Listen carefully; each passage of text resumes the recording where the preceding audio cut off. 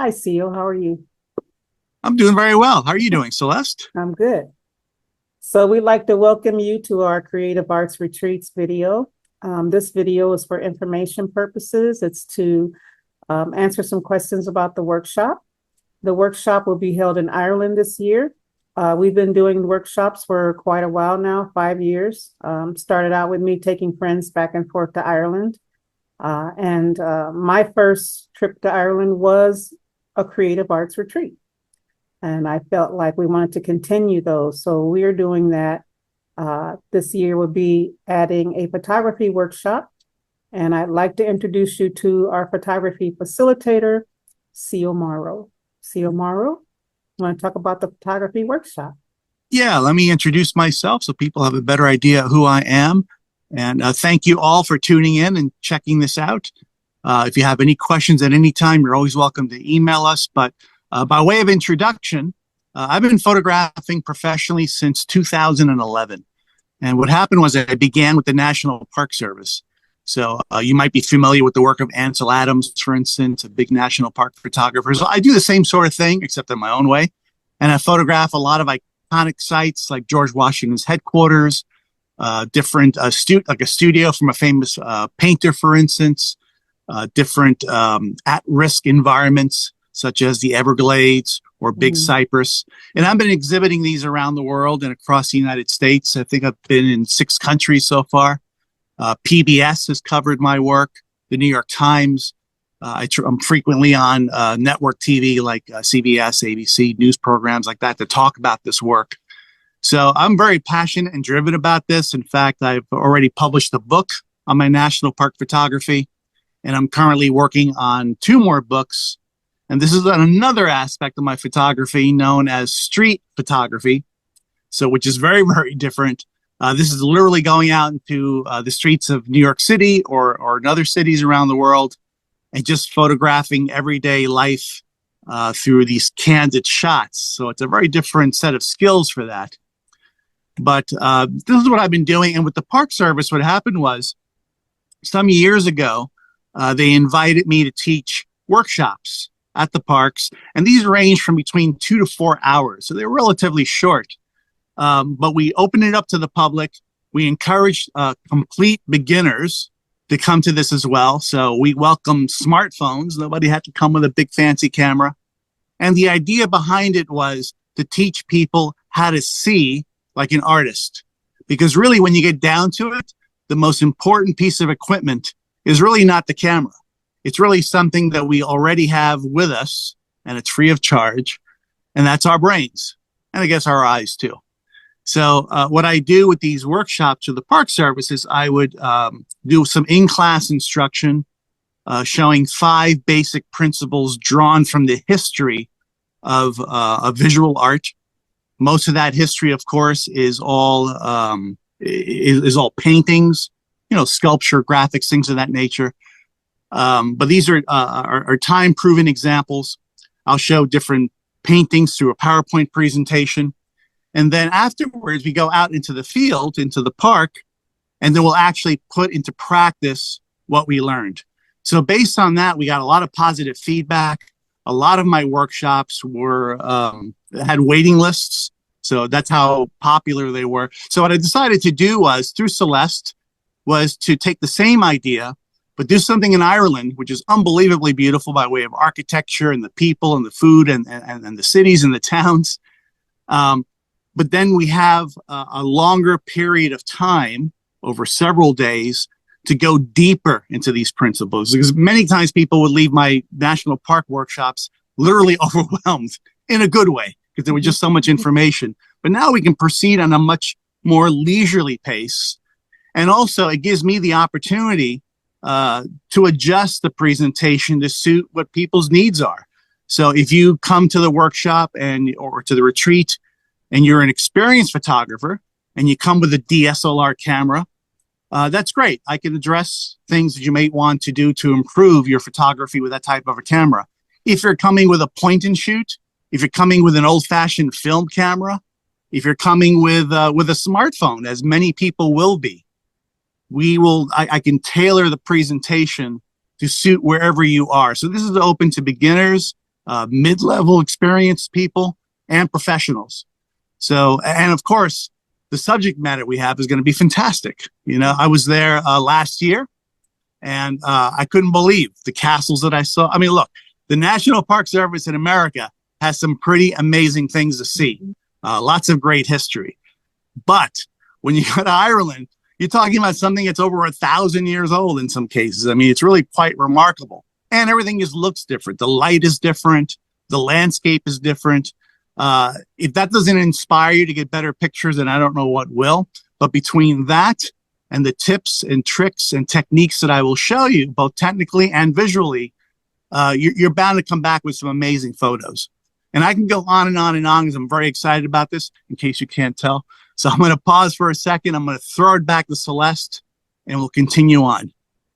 So let me ask you a question, Seal. What about what is your suggestion for individuals when it comes to equipment to carry? So we know our smartphones.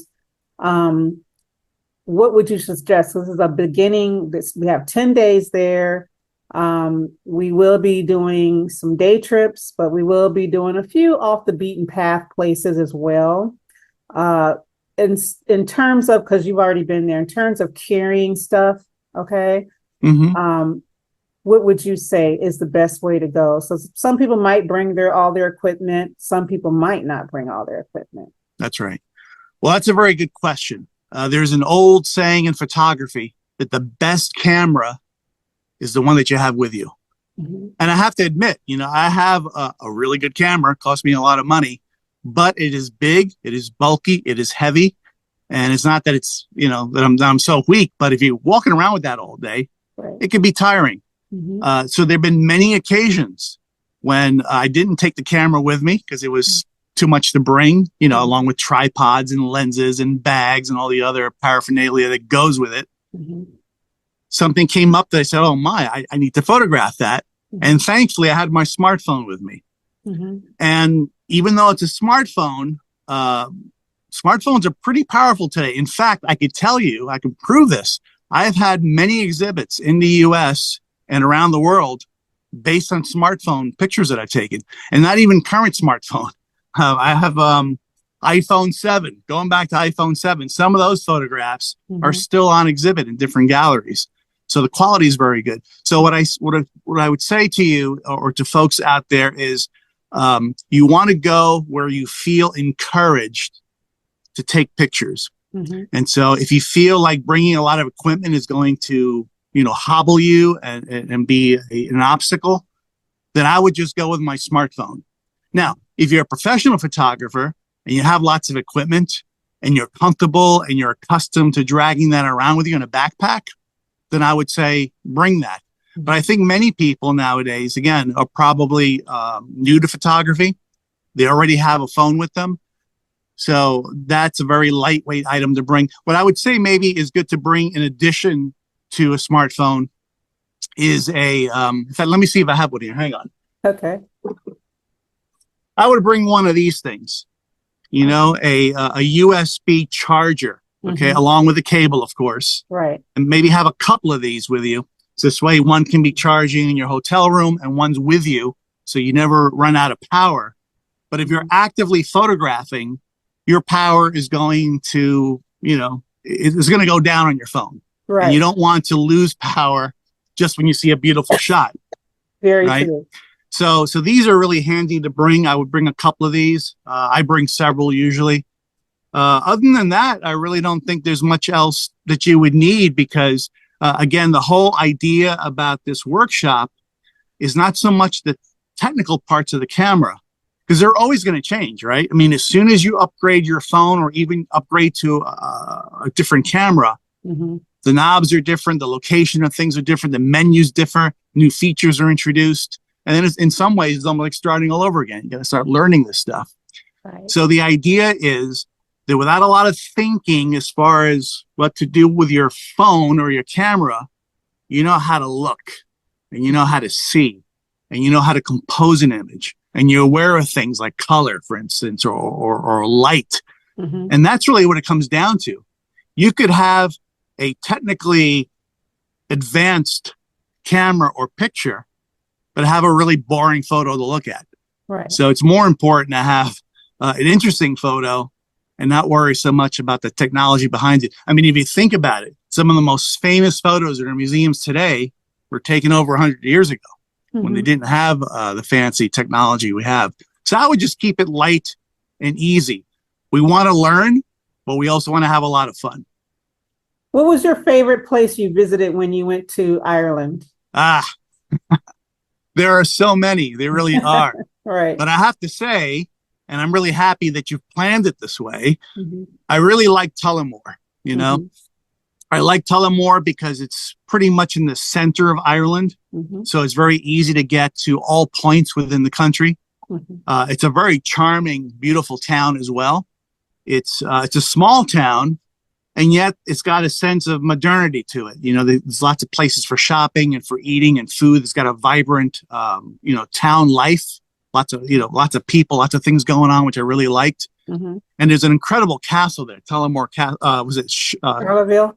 I keep calling it Tullamore Castle, but it's Charleville Castle. That castle is stunning, very, very beautiful, and not just the castle, but just the walk to the castle is phenomenal. It's just a beautiful forest, paved path, so it's very easy for those who maybe have some issues in hiking. You don't have to worry about that. It's a paved path, very easy, but lots of beauty in the trees.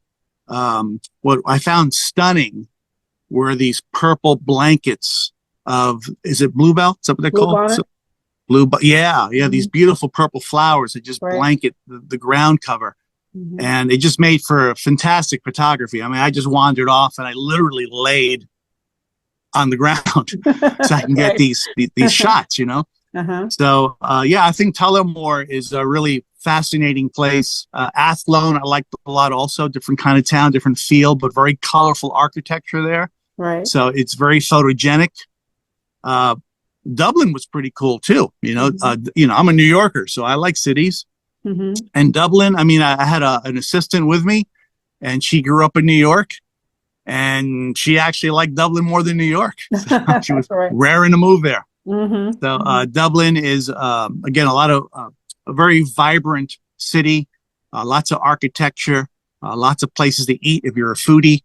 And if you like street photography, you can do that as well there. So I think I covered almost the whole country, but I really liked it a lot.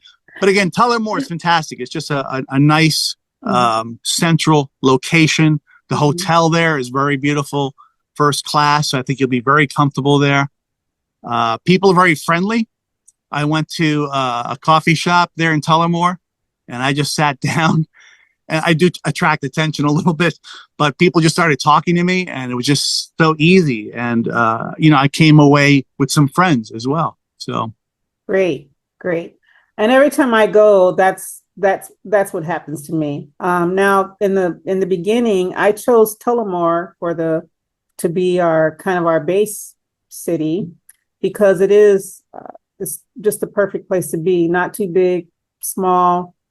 People are very friendly. It's also the sister city for Chandler, Arizona, and that's another reason why I chose it. But usually when I go to Ireland, Tullamore is kind of where I stay. And then I kind of branch out from there. For those who may be interested, we're looking at, it's going to be from May 29th to June the 9th is our dates in Ireland. Of course, May the 29th is your travel date, and June the 9th is our date that we actually leave, and it's our travel date back to the U.S. The cost of the trip is $25.99. The deposit is $250. If you have any questions, you can email me at info@creativeartsretreats.com. And I'd like for you to go to the website. It gives you a lot more information. I mean, included in that $25.99 is your rooms, your breakfast for the whole time that you're there, 2-day trips, a train trip. So a day trip to Galway, a day trip to Dublin. We'll be able to see some of the best sites, but we'll also be able to catch some of the off the beaten path sites. I want to make sure, because it's a photography workshop, there's always a thing of wanting to be off the beaten track and catch some really beautiful scenery or whatnot without being around, the crowds. This is the high tourist season when we go, the time of the year that we go, but we'll be able to enjoy a lot of the, day trips. Also, we'll be having the workshops at the brand new Esker Arts Center in Tullamore, which is going to be fantastic. I will be posting some pictures on the website in the next few days so you can see it and some information about Esker Arts. And we're also at the end of our retreat, not totally at the end, but at the end. We're going to do an exhibition and presentation of some of the photography that those have taken some pictures and stuff that we'll be able to post them at the art center, which would be cool. So it's just not a retreat. It's more, it's part of this is a workshop or retreat, but it's also a place for you to get into the culture of the town, the culture of Ireland, learn something about the culture, not just be there. So we're going to have a ambassador will tell you more about Tullamore.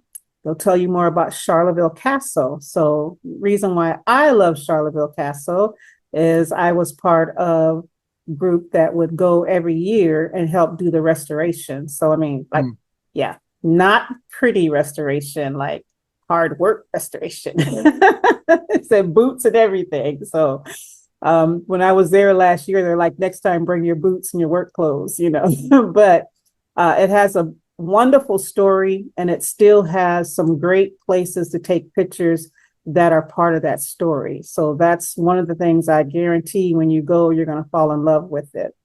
And then you'll have time to, spend time with the facilitators. You'll have time to be able to sit down and talk with them. If you want to talk to me and the ambassador, you have time for that as well. So I'm hoping that when we post this video, we want you to ask questions. I'll answer some questions now. Let's talk about, do I need a visa? No, you just need your passport. The airport in Dublin is where we'll fly into, and it's pretty painless getting through the Dublin airport. And then we'll have transportation from Dublin into Tullamore. Some people ask, what do I wear? I don't suggest you take a lot of clothing with you. I would say, comfortable. The temperature around in that time of year is around 70s and 80s. It's the summertime, but you will get to some places where it's pretty misty. So take, for example, the Cliffs of Moher. Those waves clashing against the rocks, that mist will wet you, even though you're at the top of it. So, you want to bring a rain slicker, and you want to bring those plastic like rain things on your boots. I can't remember what they're called, but anyway, you can buy them. Yeah, I'll be posting with the ones that are pretty neat, okay, that you can put on your shoes when you're up there. But pretty much it's going to be beautiful weather. The whole time I was there for 10 days just last year, it was just great weather during that time. The cost of meals are the same as nice restaurants here. I would say, 15 to 25 euro. Great food.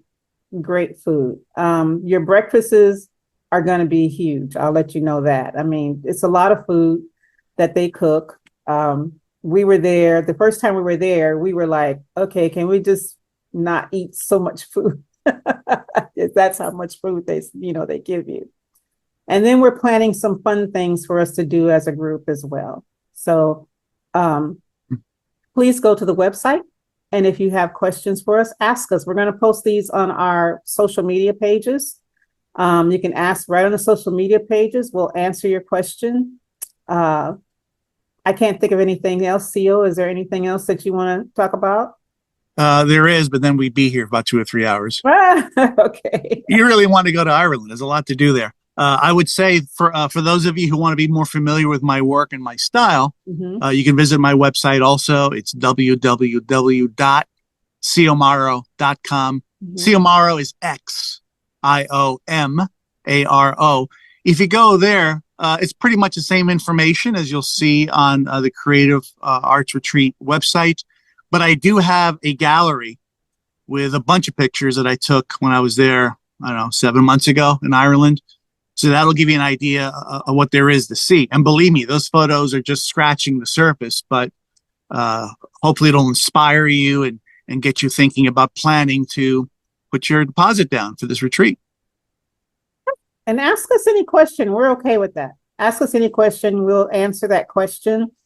We plan on having different videos as we go along, as we're working our way up to the retreat. And even when people sign up, we plan to have more videos to ask questions for them. If you go to the website, we have links to some important things that you should know just to travel. Make sure you check out traveling insurance. Make sure you check out I can't think of the name of the book right now, but I did post a link to Amazon for a book about Ireland, travel book about Ireland. It's also a great thing to have if any of you decide that, you know, you're going to partner up and go check out some things on the train. That's cool. But we want to make sure that you do know some things about Ireland. Galway is a pretty nice city. Dublin is too, but you still have to watch out for the same things that we tell you, like when you're, you know, going to any city to travel to and you're not familiar, you know, to find a partner to go with, and just be careful of some of the places that you go to. But we'll be posting this video and we'll be asking more questions. Yeah, and do ask questions. You know, unlike other places where they make you feel obligated or they start hounding you with endless emails and follow-ups, right. We don't play that game. You know, Right. We're confident what we're doing. We think everybody should go. It's pretty obvious. It's a wonderful thing to do. Mm-hmm. So you should feel free to ask questions. There is absolutely no obligation. We will not bother you with follow-ups and that sort of thing. We just want to be helpful to help you make a decision on this. Mm-hmm. And there was something else I was going to say and I completely forgot. So well, this is a great opportunity if you want to take a vacation, this is a great opportunity. If you want to go somewhere, if you want to because you see, as much as we're going to teach, right? I don't want folks to think it's just going to be this intensive educational thing. You know, we're going to kill people with knowledge. We're going to make it fun. There's going to be lots of time where you can just go off on your own, right? Or am I wrong about that? Yep, you're right. Yeah. So you'll have some downtime for yourself and you can explore on your own. Mm-hmm. It's flexible. It's not going to be a class every day or anything like that. You'll like the way this is planned, but like, I know a lot of people have said they want to go to Ireland when I go and whatnot. This is a great opportunity. Learn how to use your smartphone, but at the same time, be with other people who are familiar with Ireland. And you'll enjoy your trip. And I'm not trying to brag, but I have taken some people with me and they've been like, oh, we got to go with you next time, you know. So this is a great opportunity for you. And it's a good opportunity to learn something that you want to learn. I use a smartphone. I'm taking pictures of everything.